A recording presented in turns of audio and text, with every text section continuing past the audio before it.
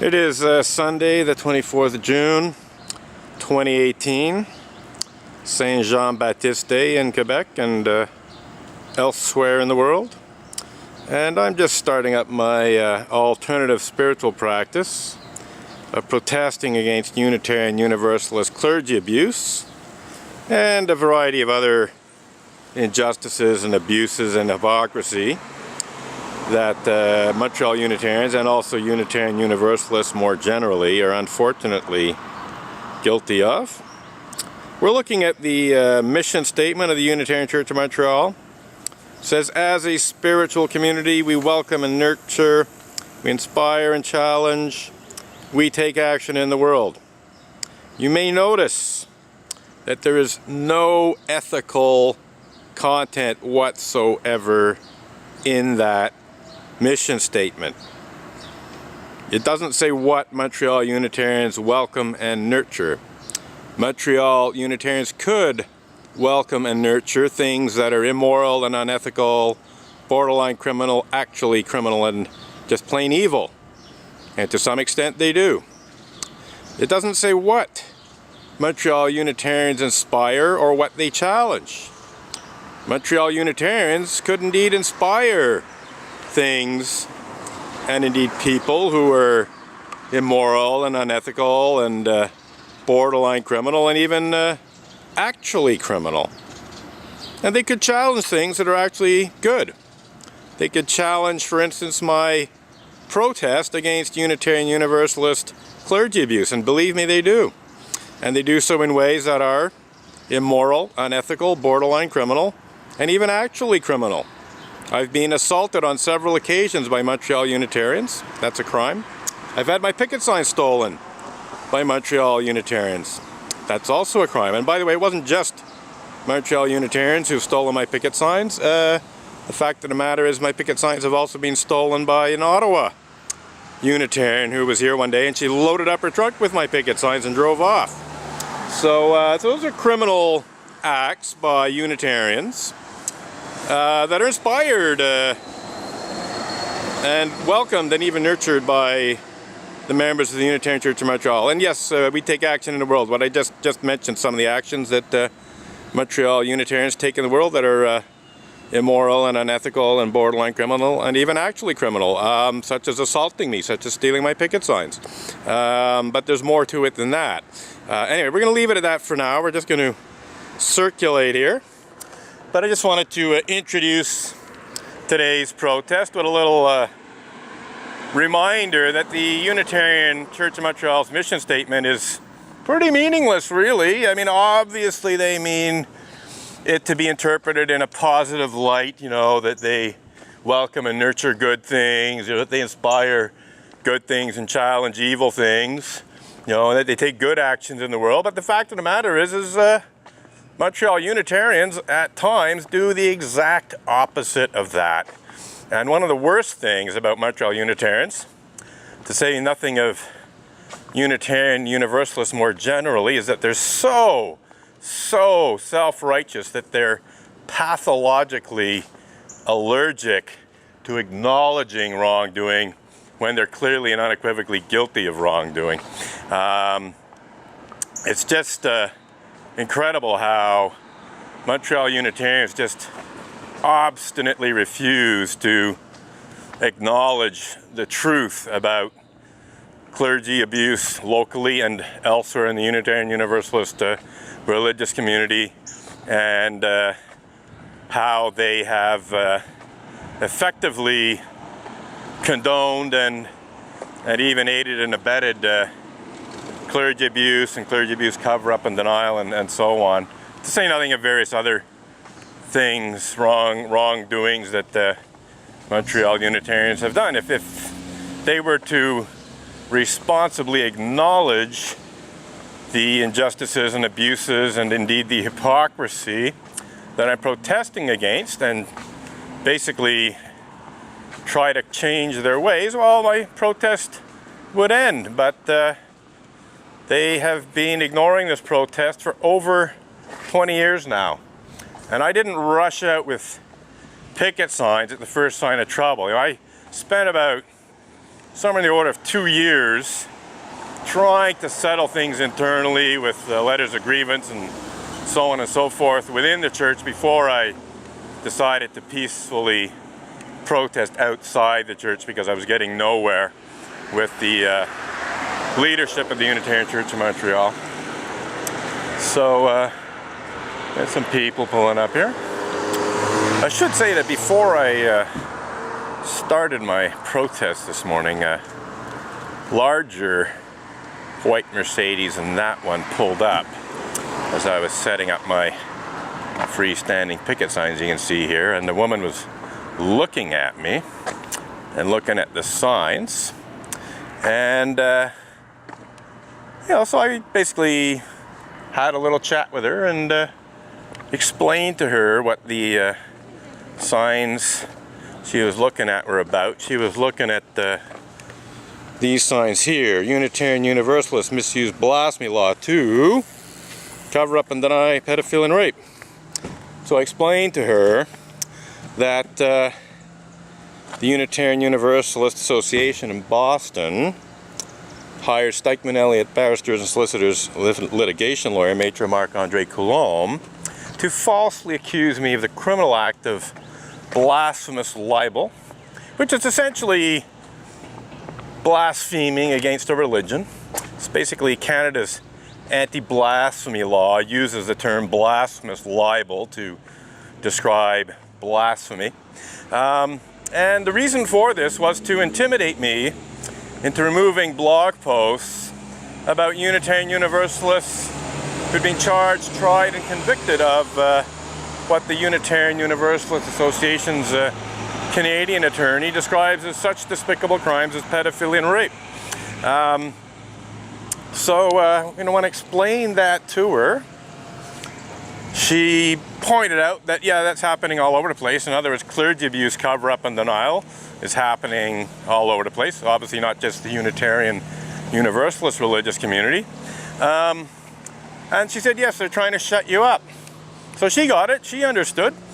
She understood that the Unitarian Universalist Association in Boston hired Stikeman Elliott barristers and solicitors defamation lawyer Maitre Marc-Andre Coulombe to falsely accuse me of the criminal act of blasphemous libel, which carries a 2-year jail term maximum if you're convicted, in an effort to intimidate me into deleting blog posts that told the readily verifiable truth about how Reverend Mac Wallace Mitchell of the Northborough and Westborough congregations in Massachusetts had lured teenage Tibetan refugees away from their families in India with promises of a better life in America. And just so you don't misinterpret that, you know, obviously what I mean is Mac Mitchell obtained the permission of their parents. Well, I assume he did. I don't think he just, you know, who knows? Considering how evil he was, maybe he did just trick the girls themselves and didn't even talk to their parents. But I'm assuming he made representations to their parents that if their parents gave their daughters into his care, that he would bring them to America and make sure that they got a good education, he'd take good care of them, maybe even help them to get American citizenship. That's what I reasonably assume Mac Mitchell did in order to get the girls away from their families in India and bring them to his parishes in Massachusetts, where he proceeded to repeatedly rape them. Essentially, they were his sex slaves. One of them was a sex slave of Reverend Mac Wallace Mitchell from the time she was 16 until she was in her early 20s, when she finally gathered up the courage to run away and report the rapes. 2 congregation members, she didn't report them to the police, but the congregation members, to their credit, decided that the best thing to do was to report these allegations of rape and other sexual abuse to the police, and that's what they did. And Reverend Mac Wallace Mitchell was arrested and charged with rape and forcible rape and unnatural rape and maybe 1 or 2 other things. And he was ultimately convicted and sentenced to a jail term of 8 years at the Massachusetts Correctional Institute, which he only served 4 of before being released. So anyhow, that's Reverend Mac Wallace Mitchell. Nothing unfounded about what I said there, as opposed to what the UUA's Canadian attorney said in his arrogant and aggressive cease and desist demand letter. The exact words that Maitre Marc-André Coulombe used to try to intimidate me into taking down blog posts about Reverend Mac Wallace Mitchell and another Unitarian Universalist who I rightly described as a pedophile rapist, because his victims were no older than 12 years old at the times that the rapes took place and could have been as young as 6 according to some estimates, certainly somewhere between 9 and 12 years old. Here's what the letter I received, and indeed was served by a bailiff, said. Your unfounded and vicious allegations to the effect that ministers of the association engage in such despicable crimes as pedophilia and rape are defamatory. And then it went on to say that these allegedly defamatory and unfounded allegations were so defamatory that they constitute the criminal act of blasphemous libel, Section 296 of the Canadian Criminal Code. Unfortunately for Maitre Marc-André Coulombe, my blog post about Reverend Mac Wallace Mitchell and Richard Buell of First Parish Norwell, the pedophile rapist in question, are by no means unfounded. They're very well founded on newspaper reports that are available, or were available, either on the internet or on newspaper databases that you can obtain in university libraries. So even if the information is not publicly available on the internet, if you do some judicious searching around in newspaper databases, you will find some newspaper articles about Reverend Mac Wallace Mitchell being charged, tried, and convicted of the forcible rape and indeed the unnatural rape of teenage Tibetan refugees. And you'll also find newspaper articles about Richard Buell, parishioner of Reverend Dr. Victoria Weinstein's First Parish Norwell. So again, nothing remotely unfounded about my blog posts about Richard Buell and Mac Mitchell. Most ironically, even if my blog posts had been false, even if I had been making genuinely unfounded allegations about such despicable crimes as pedophilia and rape committed by certain Unitarian Universalist ministers, that would not constitute blasphemous libel either, according to my understanding of how blasphemy law works.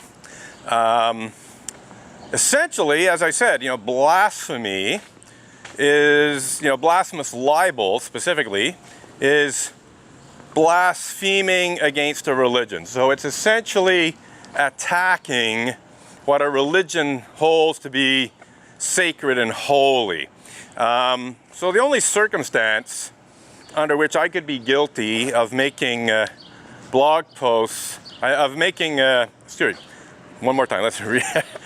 The only circumstance under which I could actually be guilty of the criminal act of blasphemous libel for making unfounded and vicious allegations to the effect that ministers of the Unitarian Universalist religious community engage in such despicable crimes as pedophilia and rape, or indeed well-founded ones, is if the Unitarian Universalist religious community held such despicable crimes as pedophilia and rape to be sacred and holy to Unitarian Universalism.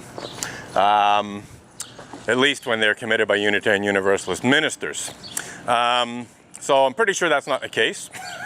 Might be some secret doctrine of the church I'm unaware of, but to my knowledge, I've never seen any Unitarian Universalist religious tract propaganda which makes it clear, that Unitarian Universalists hold pedophilia and rape to be sacred and holy. So that's that. I did enjoy writing the letter to Maitre Marc-André Coulombe that asked him that question. You trying to tell me that Unitarian Universalists hold pedophilia and rape to be sacred and holy? Is that what you're trying to tell me? That was quite amusing. And you can be sure that the Unitarian Universalist Association never actually acted on its false blasphemous libel accusation against me, because the Unitarian Universalist Association knew perfectly well that their hopes of obtaining a conviction were almost zero. The only way they could obtain a conviction if there was some corrupt or incompetent judge that found me guilty when I obviously wasn't. And of course, if they brought that kind of legal action against me, I'd be able to call witnesses and have them examined and cross-examined in sworn testimony.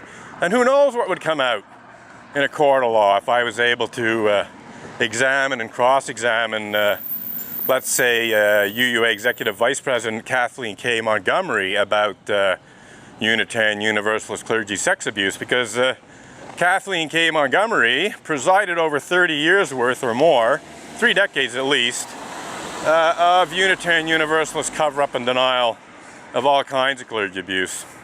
So it would have been nice to have Kathleen K. Montgomery on the witness stand and being thoroughly cross-examined about what she knew about such despicable crimes as pedophilia and rape committed by certain Unitarian Universalist ministers. But of course that never happened, because the Unitarian Universalist Association did not want that to happen, and so they never acted on their bullshit blasphemous libel accusation against me. Anyhow, that's a little monologue. Good to see we got it all recorded there. My camera has been acting up and shutting down from overheating sooner than expected, but I'm glad to see that it's still running. So I normally put down chalk slogans, but I'm holding off a little bit because I'm expecting 1 or 2 supporters to show up, and I don't want them to miss the chalk slogan writing. They might even want to participate in it. And the fact of the matter is that Montreal Unitarians erased my chalk slogan